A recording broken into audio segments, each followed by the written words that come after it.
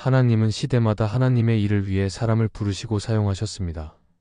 그런데 성경을 보면 하나님께 쓰임 받은 사람들은 완벽하거나 흠 없는 사람들이 아니었습니다.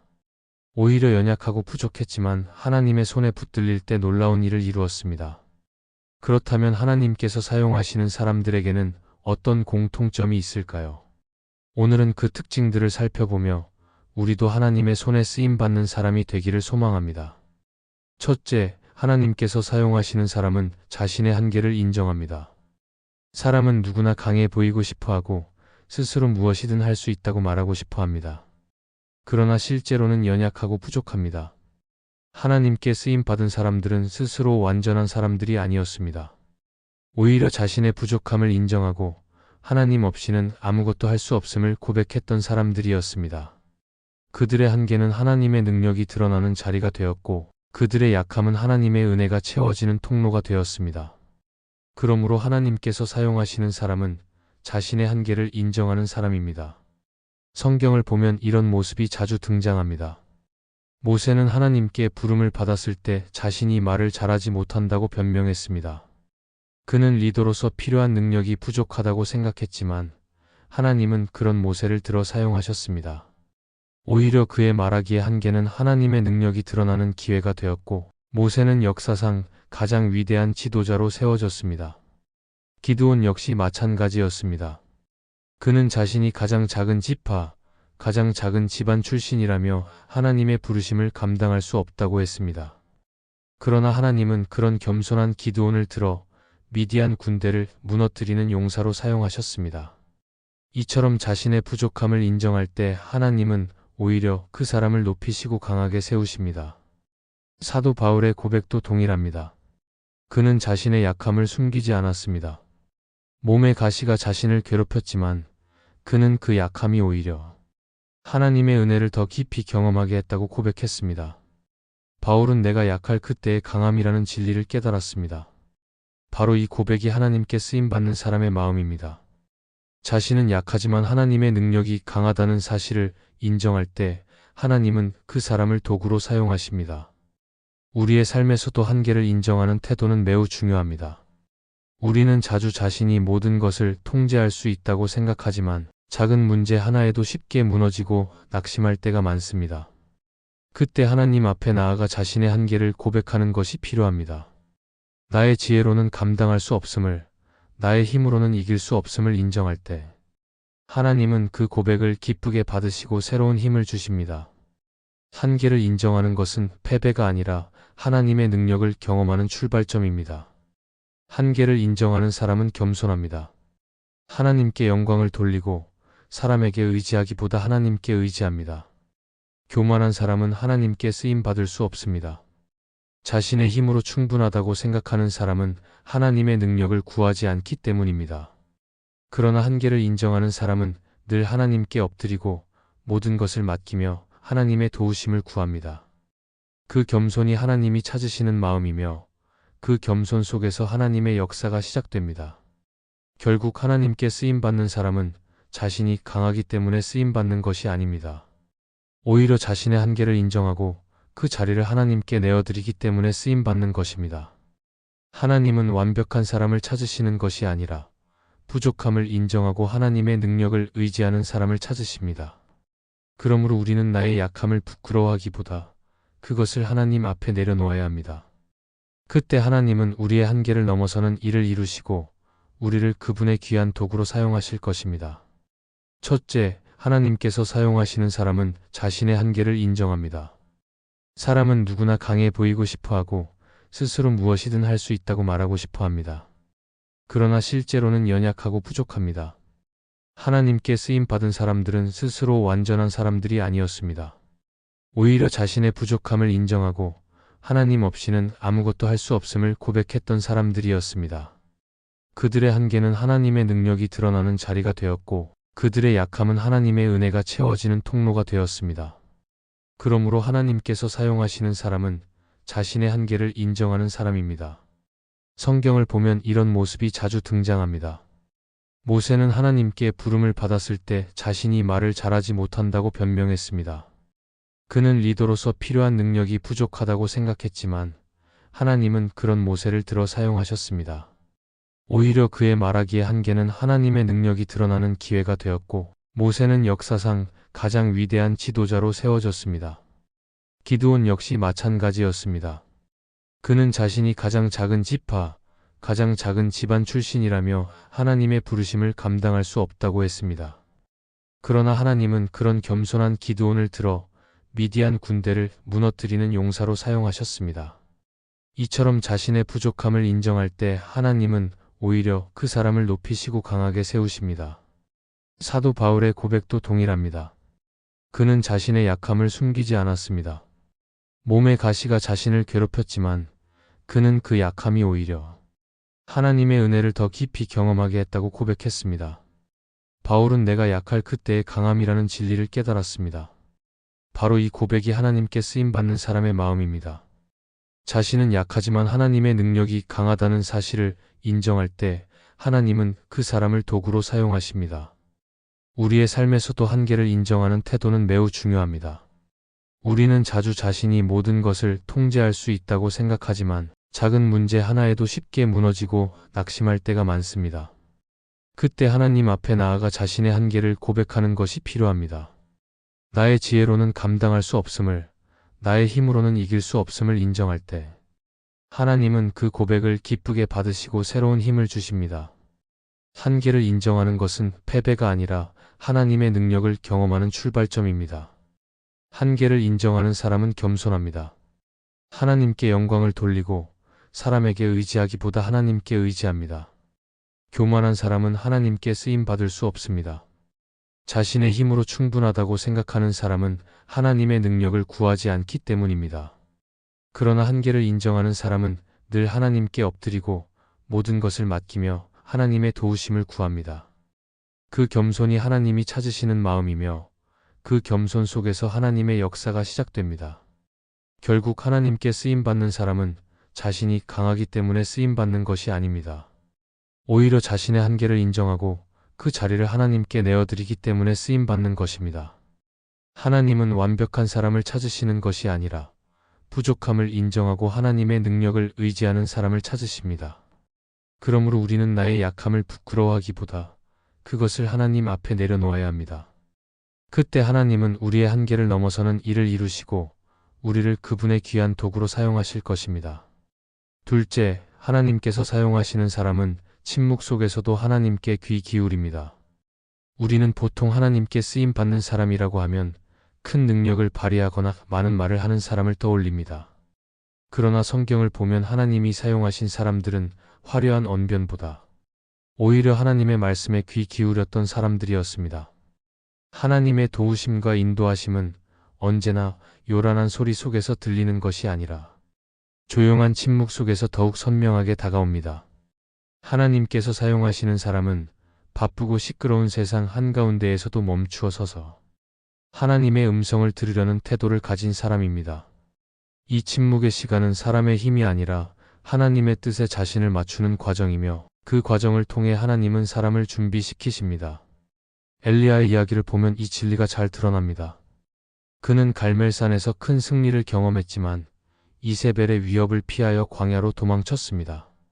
깊은 절망과 두려움 가운데 있던 엘리야는 하나님 앞에서 이제 더는 할 수 없다고 고백했습니다.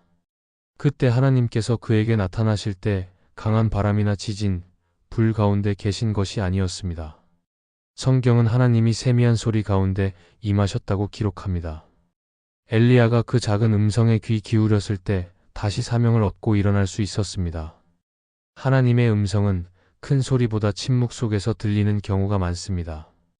그래서 하나님께 쓰임받는 사람은 침묵 속에서 하나님의 세미한 음성을 듣는 사람입니다. 또한 사무엘의 이야기도 기억할 수 있습니다. 어린 사무엘이 성전에서 자고 있을 때 하나님이 그를 부르셨습니다. 처음에는 엘리 제사장의 음성으로 착각했지만 조용히 다시 부르시는 하나님의 음성을 듣고 말씀하옵소서 주의 종이 듣겠나이다라고 대답했습니다. 이때부터 사무엘은 하나님의 말씀을 전하는 선지자로 쓰임받기 시작했습니다. 그는 자신이 하고 싶은 말을 늘어놓지 않았습니다. 오히려 침묵 속에서 하나님의 부르심에 귀 기울였고 그 순간부터 하나님께 귀 쓰임받는 사람이 되었습니다. 우리의 삶도 마찬가지입니다. 바쁘고 분주한 세상 속에서는 하나님의 음성을 듣기 어렵습니다. 해야 할 일은 많고 들어야 할 소리는 끝이 없습니다. 그러나 하나님의 사람은 그 모든 소리 속에서 조용히 멈추어 하나님의 뜻을 들으려 합니다. 기도의 자리에 앉아 잠시라도 세상의 소음을 내려놓을 때 마음에 들려오는 하나님의 음성을 경험하게 됩니다. 하나님은 지금도 우리에게 말씀하시지만 그 말씀을 듣기 위해서는 침묵 속에 머무는 훈련이 필요합니다. 침묵은 단순히 말하지 않는 것이 아니라 하나님께 마음을 집중하는 것입니다. 내 생각과 감정을 내려놓고 하나님께서 말씀하실 수 있는 자리를 내어드리는 시간입니다. 그때 하나님은 우리가 어디로 가야 할지, 무엇을 해야 할지 분명하게 보여주십니다. 많은 사람들이 자신의 생각대로 움직이다가 실패하지만 하나님께 귀 기울이는 사람은 방향을 잃지 않고 걸어갑니다. 하나님은 바로 이런 사람을 쓰십니다. 결국 하나님께서 사용하시는 사람은 침묵 속에서도 하나님의 음성을 듣고자 하는 사람입니다. 그들은 자신이 하고 싶은 말보다 하나님의 말씀을 더 귀하게 여기며 세상의 소음보다 하나님의 세미한 음성에 집중합니다. 하나님은 그런 사람에게 길을 보여주시고 그 길에서 능력을 더해주십니다. 그러므로 우리도 침묵 속에서 하나님께 귀 기울이는 습관을 가져야 합니다. 그럴 때 하나님은 우리를 준비시키시고 당신의 뜻을 이루는 귀한 도구로 사용하실 것입니다. 셋째, 하나님께서 사용하시는 사람은 눈에 보이지 않는 것을 바라봅니다. 사람은 누구나 눈에 보이는 것에 영향을 받으며 살아갑니다. 형편이 좋아 보이면 마음이 든든하고 상황이 불리해 보이면 쉽게 낙심합니다. 그러나 하나님께서 쓰시는 사람은 눈앞의 현실보다 보이지 않는 하나님의 약속을 바라보는 사람입니다. 그들의 시선은 세상의 기준이나 상황에 머무르지 않고 하나님의 말씀과 약속에 고정되어 있습니다. 그래서 다른 사람들은 포기하는 자리에서도 믿음으로 나아갈 수 있고 불가능해 보이는 상황 속에서도 소망을 붙잡을 수 있습니다. 하나님은 이런 믿음의 눈을 가진 사람을 들어 큰 일을 이루십니다. 아브라함은 보이지 않는 것을 바라본 대표적인 인물입니다. 하나님께서는 그에게 하늘의 별처럼 많은 자손을 약속하셨지만 현실은 정반대였습니다. 그는 나이가 많았고 아내 사라도 아이를 가질 수 없는 상태였습니다. 그러나 아브라함은 눈에 보이는 현실보다 하나님의 약속을 바라보았습니다. 그는 믿음으로 순종했고 결국 이삭을 얻게 되었으며 믿음의 조상이 되었습니다. 만약 그가 현실만 보았다면 순종하지 못했을 것입니다. 그러나 보이지 않는 하나님의 약속을 붙든 믿음이 그를 하나님의 큰 도구로 세웠습니다. 또한 히브리서 11장은 믿음의 사람들을 소개하며 그들의 공통점이 보이지 않는 것을 바라본 것이라고 말합니다. 노아는 아직 비가 내리지 않았을 때 방주를 준비했습니다. 사람들에게는 어리석은 일로 보였지만 그는 보이지 않는 하나님의 말씀을 붙들었습니다. 모세도 애굽의 화려한 궁궐과 보이는 영광을 바라본 것이 아니라 고난을 함께 짊어질 하나님의 백성과 함께하는 길을 선택했습니다. 그들의 시선은 세상 사람들과 달랐습니다. 그들은 눈앞의 유익보다 보이지 않는 하나님의 영광을 바라보았고 그 믿음 때문에 하나님께 귀하게 쓰임 받았습니다. 우리의 삶 속에서도 눈에 보이지 않는 것을 바라보는 믿음은 매우 중요합니다. 살아가다 보면 상황은 우리를 낙심하게 만들고 현실은 우리의 마음을 주저앉게 합니다. 그러나 믿음을 가진 사람은 현실 너머를 바라봅니다. 지금은 작은 씨앗 같아도 하나님이 자라게 하실 열매를 기대합니다. 지금은 어두운 밤 같아도 하나님께서 준비하신 새벽을 믿습니다. 이런 믿음의 시선이 있을 때 우리는 쉽게 흔들리지 않고 끝까지 걸어갈 수 있습니다. 눈에 보이지 않는 것을 바라본다는 것은 단순한 긍정적인 생각을 말하는 것이 아닙니다. 그것은 하나님의 말씀을 신뢰하는 태도입니다. 하나님이 약속하셨기에 지금 당장은 보이지 않아도 반드시 이루실 것을 믿는 것입니다. 사람들은 눈앞에 보이는 것에 의지하지만 하나님의 사람은 그분의 약속에 의지합니다. 그 약속은 세상의 어떤 상황보다 확실하며 시간이 흘러도 변하지 않습니다. 그러므로 하나님은 이런 믿음을 가진 사람을 통해 역사하십니다. 결국 하나님께서 사용하시는 사람은 눈에 보이는 것에 묶이지 않고 하나님의 말씀과 약속이라는 보이지 않는 것을 바라보는 사람입니다. 세상은 눈앞의 현실에 집중하지만 믿음의 사람은 그 너머의 하나님의 계획을 바라봅니다.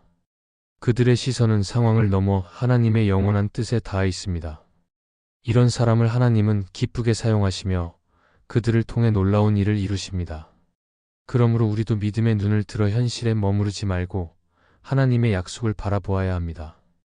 그렇게 할 때 우리의 삶은 하나님의 크신 역사를 경험하는 통로가 될 것입니다. 넷째, 하나님께서 사용하시는 사람은 평범한 일상을 거룩하게 살아갑니다. 많은 사람들이 하나님께 쓰임받는 사람은 특별한 능력을 가진 사람이라고 생각합니다. 그러나 성경을 보면 하나님께 크게 쓰임받은 사람들, 대부분은 특별할 것 없는 평범한 일상에서 신실하게 살던 사람들이었습니다. 하나님은 화려한 자리를 찾지 않으시고 작고 평범한 자리를 거룩하게 살아가는 사람을 기쁘게 사용하십니다. 왜냐하면 하나님은 작은 일에 충성된 자를 통해 큰 일을 맡기시기 때문입니다. 그래서 하나님께 쓰임받는 사람은 먼저 일상의 자리를 거룩하게 지키는 사람입니다. 노아를 보십시오. 그는 큰 지도자도 아니었고 세상적으로 주목받는 인물도 아니었습니다. 그러나 그의 일상은 하나님과 동행하는 삶이었습니다. 그는 매일같이 하나님과 함께 걷는 삶을 살았고 그 평범한 신실함 때문에 하나님은 그를 방주를 짓는 도구로 사용하셨습니다. 또한 다윗은 왕이 되기 전에 들판에서 양을 치는 목동이었습니다. 남들이 보기에는 그저 평범한 일상이었지만 그 자리를 성실하게 지켰을 때 하나님은 그를 이스라엘의 왕으로 세우셨습니다. 하나님은 평범한 자리에서도 거룩함을 잃지 않는 사람을 귀하게 사용하십니다. 우리 삶도 이와 같습니다. 대부분의 시간은 특별한 사건이 아니라 반복되는 일상으로 채워져 있습니다. 그러나 하나님은 바로 그 일상 속에서 우리가 어떻게 사는지를 보십니다. 남들이 보지 않는 작은 자리에서 정직을 지키고 아무도 칭찬하지 않아도 묵묵히 충성하며 평범한 하루 속에서도 하나님을 기억하는 것이 바로 거룩한 삶입니다. 하나님은 이 작은 신실함을 통해 우리를 준비시키시고 때가 되면 놀라운 일을 맡기십니다. 팀 켈러는 그의 책 일과 영성에서 이렇게 말했습니다. 하나님께서 우리를 부르신 자리는 대부분 평범한 삶의 현장이다. 그러나 그 평범함을 거룩하게 살아낼 때 하나님은 우리의 삶을 통해 영광을 드러내신다. 이 말처럼 하나님은 평범한 자리에서 거룩하게 살아가는 사람을 기뻐하시며 그들을 통해 세상을 변화시키십니다. 결국 하나님께 쓰임받는 사람은 큰 능력이나 특별한 재능을 자랑하는 사람이 아니라 평범한 일상을 거룩하게 살아내는 사람입니다. 오늘 하루를 성실히 살아내고 가정과 직장에서 작은 일에도 정직과 사랑을 지키며 반복되는 시간 속에서 하나님을 기억하는 것이 하나님께 쓰임받는 삶의 출발입니다. 그러므로 우리는 눈에 보이는 큰 일만 바라보기보다 지금 주어진 자리에서 거룩하게 살아가는 훈련을 해야 합니다. 그 삶이 쌓여 하나님이 원하시는 때에 큰 일로 이어질 것이고 우리의 평범한 일상은 결국 하나님의 위대한 역사를 이루는 통로가 될 것입니다. 하나님께 쓰임받는 삶은 멀리 있지 않습니다. 특별한 능력을 가진 소수의 사람에게만 허락되는 것도 아닙니다. 오히려 자신의 한계를 인정하고 침묵 속에서 하나님의 음성에 귀 기울이며 눈에 보이지 않는 하나님의 약속을 바라보고 평범한 일상을 거룩하게 살아가는 삶이 쓰임받는 삶의 비밀입니다. 하나님은 지금도 그런 사람을 찾으시고 그들을 통해 세상을 바꾸십니다. 그러므로 우리도 오늘의 자리에서 하나님께 마음을 드리며 작고 평범한 순간을 신실하게 살아가야 합니다. 그때 우리의 삶은 하나님의 손에 붙들려 놀라운 역사의 도구가 될 것입니다. 이 말씀이 마음의 은혜가 되셨다면 좋아요와 구독으로 함께 해주세요. 그리고 댓글에 아멘이라고 남겨주시면 하나님의 은혜가 더 많은 사람들에게 전해질 것입니다. 여러분의 삶 위에 하나님의 은혜가 언제나 함께 하시기를 바랍니다. 감사합니다.